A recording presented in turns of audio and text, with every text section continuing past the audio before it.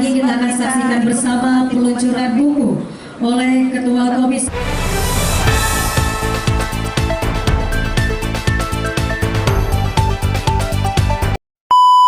Ketua KPPU M. Fansyurullah asa merilis buku KPPU dan Ruang baru bernama Faisal Basri di gedung KPPU 8 Januari 2025 di Jakarta.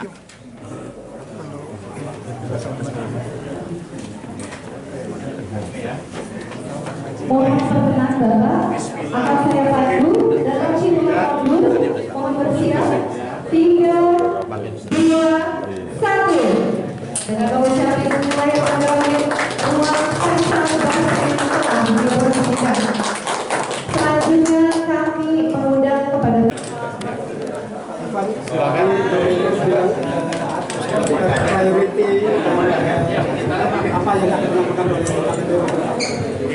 yang disampaikan tadi Prof. Ningrum sudah sesuai dengan apa yang sejak kami sampaikan di Istana pada saat dilantik 18 Januari 2024. Jadi nanti 18 Januari 2025 pas tahun.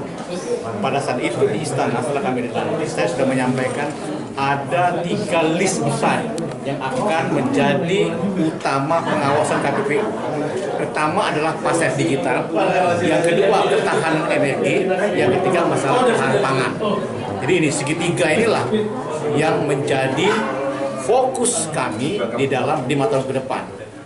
Jadi udah terjawab, jadi terbukti kan, tadi kita sampaikan, kita sudah ngomong masalah pasar digital, kita ngomong masalah Shopee, sekarang lagi diproses masalah Google, kita ngomong masalah Starlink, baik itu kebijakan maupun penegakan hukum. Kalau ngomong ketahanan energi, kita sudah bicara masalah bagaimana after multi-provider.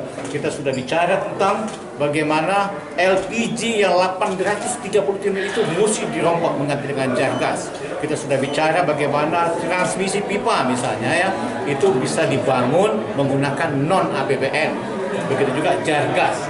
Jangan gas rumah tangga, kita sudah sampaikan untuk digunakan baik 3 juta rumah maupun nanti mengganti 5 juta. Jadi udah 2 kan. Yang ketiga masalah pangan, kita sudah ngomong rekomendasi bagaimana masalah gula ya, itu mesti dikawal harganya, kemudian HIT bawang putih juga diatur. Jadi kita dalam konteks itu sudah kita sepakat 3 fokus kita tadi. Oke. Google sudah masuk dalam majelis, insya Allah ya, karena bukan saya majelis ininya, itu dalam bulan Januari ini akan diperiksa. Karena ketentuannya 6 bulan. Jadi tunggu saja ya, KPPU akan mengawal ini dengan baik. Nah, tadi itu masukan dari yang disampaikan dari Pak Bima tadi sebagai narasumber, kan ini masuk pangan juga kan. Kita akan nanti mengundang ya para pihak, baik kementerian, lembaga, termasuk badan gizi nasional ya, untuk memastikan supaya apakah yang disampaikan Pak tadi fokus misalnya menggunakan UMKM. Nah, bagaimana baik itu logistiknya, bagaimana distribusinya, dan melibatkan UMKM sehingga persaingan usahanya betul-betul sehat dalam mekanisme lelang, tender, harga, ya kan, pada saat di supply chain-nya ya, sampai nanti ke distribusi. Pak, dan soal KPPU yang tender kereta cepat itu gimana, Pak? Kereta cepat yang di mana? Yang khusus. Itu lagi proses, ya, karena kita kan ada proses di KPPU ini kan sudah 25 tahun. Kita tuh punya sistem yang luar biasa bagusnya. Ini yang dirintis oleh Pak Faisal Basri, Prof. Didin, segala macam. Jadi kita ada dulu investigasi memastikan, baru nanti ke penyelidikan. Kalau ada 2 alat bukti, baru masuk ke persidangan, majelis dibentuk. Nggak ada ketentuan. Jadi kalau masalah kereta api ini kita masih tahap penyelidikan, ya, karena kan mesti ada 2 alat bukti. Makanya kita semua pihak kita undang yang terlibat di sana. Ketemu satu, ketemu sekarang. Nggak bisa, itu ketentuan hukumnya. Mesti 2 alat bukti. Tapi ada masalah bukti ini kan bisa misalnya notulen, bisa pengakuan, dia saksi dan sebagainya. Udah ada yang ketemu. Itu rahasia karena masih proses penyelidikan ya. Dan saya tidak bisa bicara ya, seperti kalau dia dalam proses di persidangan, nah boleh sebagai, karena kami adalah komisioner ya, Dan satu hal yang harus saya sampaikan, ini perlu dipahami oleh semua kementerian lembaga. Ya, di Undang-Undang Nomor 5 Tahun 99 Pasal 30 Ayat 2, ya, Pasal 30 Ayat 2, KPPU adalah lembaga independen yang terlepas dari pengaruh, ya, atau kekuasaan pemerintah dan pihak lain. Ini bahasa undang-undang. Jadi ini lembaga independen. Lembaga independen. Ini amanah undang-undang. Pasal 32, lembaga independen yang terlepas dari pengaruh dan kekuasaan pemerintah dan pihak lain. Jadi tolong mekanisme, karena KPPU ini salah satu prinsipnya adalah kuasi pengadilan. Jadi kita ini sama, tapi kita adalah dalam bentuk persaingan usaha, dalam bentuk hukum bisnis. Itu ya. Saya minta tolong itu di opsi putusannya tuh ada apa aja ya Pak? Kan kalau itu pengadilan biasa ada 2, diputus sama dibebaskan. Kasarnya gitu. Kalau di KPPU? Kalau KPPU ini kan kita sudah tadi ya, Undang-Undang Cipta Kerja sudah mengamanahkan kepada KPPU yang dulu sebelum Undang-Undang Cipta Kerja itu maksimal cuma 25M dendanya. Tetapi setelah Undang-Undang Nomor 5 ini dengan Cipta Kerja tadi itu kita 10% ya dari total pasar bersangkutan atau investasi yang dipakai dalam kaitan pada saat kasus itu terjadi, atau 50% dari keuntungan bersih dari tadi. Nah, hitung aja, kita nggak tahu. Saya nggak boleh masuk intervensi ke sana karena sudah ada dari 9 komisioner ini kan dipegang oleh 3 masing-masing majelis. Tunggu saja. Ya, insya Allah Januari ini akan kita tetapkan. Terakhir dari saya Pak. Iya. Kalau tadi Mas Bima Dari mana nih? Dari kata data Pak ya Pak. Tadi Mas Bima bilang ada pergantian tren proteksionisme di tahun ini yang dimulai sama Uni Eropa, dilanjutin sama Malaysia, yang dari Amerika juga asalnya. Itu kalau untuk tahun ini KPPU bakal berencana masuk ke ranah itu juga atau terlalu jauh? Begini, KPPU itu ya masuk di dalam salah satu oleh Bappenas di OECD. Jadi Komite Persaingan Usaha itu menjadi persyaratan kita. Jadi nanti ini kalau kita masuk ya sudah dalam OECD resmi, itu persyaratannya salah satunya ya regulasi atau mengamandemen Undang-Undang Nomor 5 Tahun 99. Jadi ini kan dikasih tahu kalau Undang-Undang Nomor 5 Tahun 99 tentang persaingan usaha dan tidak diamandemen, itu akan menjadi potensi hambatan Indonesia masuk ke OECD. Artinya kita mesti comply terhadap peraturan internasional tadi. Bahkan kita lagi mendalami bukan hanya di OECD, ya, kita berkomunikasi juga dengan negara-negara yang terlibat di BRICS tadi. Gitu. Kita juga ada komunikasi dengan KPPU yang ada di Amerika, di Jepang, ya, kemudian di Australia dan seterusnya. Soal investasi Apple udah dikaji juga Bang? Apple itu kalau tidak salah belum masuk di KPPU, Jadi kalau KPPU itu bisa dua, bisa itu pelaporan dari masyarakat, bisa inisiatif dari KPPU. Ya, nanti kita akan coba dalami ya terkait dengan investasi tadi. Terakhir yang soal lulus tadi kan kemarin udah terlapornya itu udah 2 kan Pak. Nah itu udah sempat dipanggil nggak Pak? Itu sudah dipanggil dalam tahap tadi ya investigasi. Ya. Nah, hasilnya apa? Saya saja sebagai komisioner saking independennya investigator kita nggak tahu. Kalau PT KCIC-nya juga dipanggil juga nggak Pak? Dipanggil semua pihak yang terlibat ya di dalam perkara tadi itu akan dipanggil. Karena kan ada proses identifikasi siapa saja yang dipanggil, ya.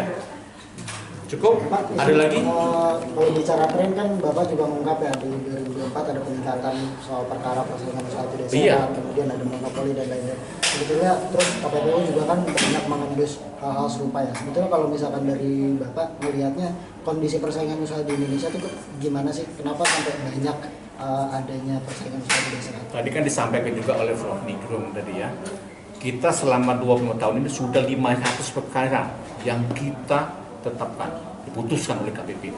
Bahkan tadi kenaikan dari 2023-2024 40% perkara yang kita putuskan. Jadi ini signifikan.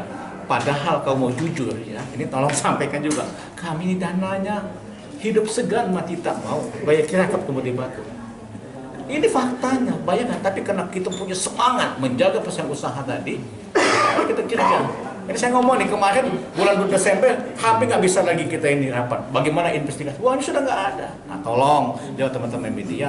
KPPU ini menjaga pesaing usaha. Tadi sudah sampaikan pertumbuhan ekonomi mau mencapai 8% pun itu bisa tercapai. Ada syarat. Syaratnya apa? Yang hari ini hasil kita 2024 hanya 4,95. Itu mesti dinaikkan menjadi 6,33%. Ini kajian akademik oleh lembaga independen yang namanya CEDS, ya, Center of Economic and Development Studies di Universitas Padjadjaran, yang dipimpin oleh ketuanya Prof. Maman. Prof. Maman itu sudah ini sekaligus wakil direktur. Ini kajiannya jelas. Nah, jadi kesimpulannya apa yang disampaikan tadi Prof. Nigro, disampaikan tadi oleh Pak ini juga tadi Pak Bima maupun Ibu Prof. Galias tadi. Semua stakeholder, kementerian lembaga mesti melihat persaingan usaha menjadi salah satu kunci ukuran kita dalam membuat pertumbuhan ekonomi ini bisa dengan baik. Tanpa menggunakan, ya, ini ondai saya sebagai ketua KPPU, tanpa menggunakan persaingan usaha yang sehat menjadi alat kita, ya, untuk mengukur pelaku usaha, mengukur bisnis untuk pertumbuhan ekonomi tadi. Ya, 8% itu saya punya kekhawatiran itu akan menjadi utopis. Jadi kata kuncinya libatkan KPPU, libatkan indikasi atau membuat indeks persaingan usaha dalam salah satu ukur dalam pertumbuhan ekonomi. Insya Allah kami KPPU, ya, dengan lembaga yang sudah berjalan selama 25 tahun ini terbukti. Ada yang dulu mendirikannya tadi Faisal Basri yang hari ini kita resmikan karena sebagai kebanggaan kita di KPPU. Ada Prof. Didi Rabi ini, ada Pak Soe Padini dan semua yang berkualitas dulu sebagai founding fathersnya di KPPU ini sudah memberikan fondasi yang kuat kepada KPPU. Gitu ya. Pak, soal potensi di 2025 ada kemungkinan pelanggaran persaingan usaha meningkat atau gimana? Oh, kita mainnya dengan lagi kan gini kan. Kita kepengen yang jelas dampak kepada pertumbuhan ekonomi, ya kan gitu. Coba APBN kita berapa? Katakan cuma 3.600, tapi PDB kita 19.250. Itu menjadi objek kita dan kita tadi dengan mengklasir tadi hanya 3 tadi, kita mau yang gede-gede. Kita sudah ada rekomendasi misalnya ngapain proyek-proyek yang hanya mohon maaf yang kecil-kecil misalnya, yang tidak punya dampak langsung kepada masyarakat. Saya udah ngomong tuh LPG 830 dia ngomong. Timah itu hanya 300 triliun. Timah itu yang dimasalahkan katanya dihukum cuma 6,5 T.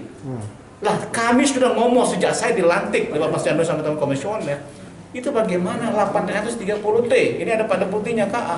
460 T itu uang APBN selama 5 tahun. Kemudian 370-nya itu uang devisa kita kena impor. Apakah terjadi persaingan usaha yang sehat dalam praktek tidak monopoli? Bagaimana mekanisme menunjuk lelangnya misalnya? Apakah agennya, SPBI, dan sebagainya? Nah ini akan menjadi objek kita. Hari ini KPPU masih dalam proses kita ngasih advokasi. Kita buat surat langsung ke Presiden untuk meminta ganti Jargas karena Giant Gas itu gasnya tidak ada 1 meter kubik pun kita mesti impor. Cukup dalam negeri. Maka mesti bangun pipa transmisi distribusi dan gas. Ganti itu LPG. Karena itu akan menghilangkan. Coba kalau itu berhasil 830 T uang kita bisa saving. Dan tidak perlu pakai APBN. Bisa gunakan melibatkan pelaku usaha, bisa BUMN, bisa BUMN kolaborasi sama BUMD, bisa BUMD kolaborasi dengan swasta atau tiga-tiganya BUMN, BUMD sama swasta. Kasih harganya di hulunya yang bagus, harga hilirnya yang punya keekonomian. Tukang bakso aja bisa jualan kayak untung. Ya kalau misalnya harga Jargas ini bagus di hilirnya, siapa pun akan berlomba-lomba untuk menjadi pelaku usaha di sektor jaringan gas Sumatera. Ini contohnya. Jadi kita akan masuk ke yang besar-besar itu, yang punya dampak langsung kepada mensejahterakan masyarakat. Cukup kita makan dulu.